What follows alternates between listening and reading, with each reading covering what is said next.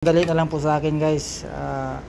Kaya ang diskarte ko dito, minamanual ko na guys. Kunti lang toner na gamit ko. Naidi guys, basta't marunong po kayo magmanual, kayo magtimpla, at marunong po kayo magbasa ng kulay.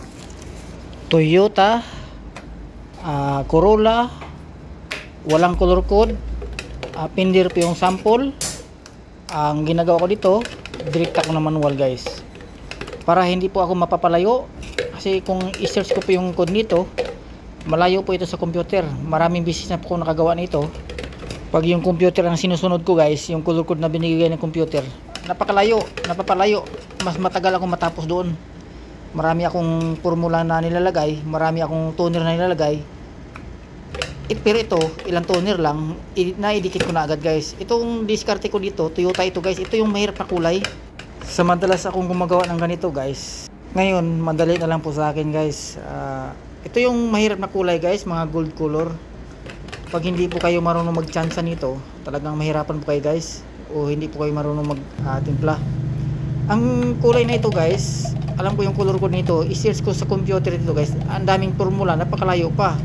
Kaya ang diskarte ko dito, minamanual ko na guys. Kunti lang toner na gamit ko, naidikit ko pa agad. Ganun lang po guys, basta't marunong po kayo magmanual, marunong po kayo magtimpla, at marunong po kayo magbasa ng kulay. Napakadali pong kunin yung kulay guys. Ito guys, maya maya i-spray out natin, maya maya lamang yan. Nung una kong niload yan, kunti lang muna. Nag-load muna ako ng 4. Tapos sinalo ko.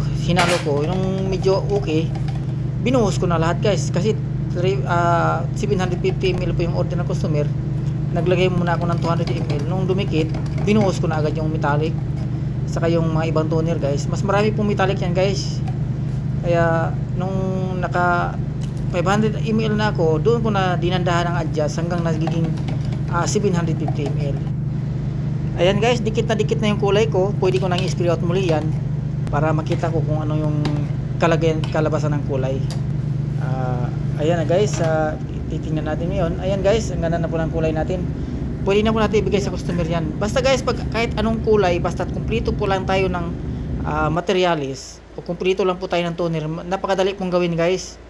Hindi po tayo mahirapan, basta't marunong po tayo magmanual at magtimpla. Salamat po.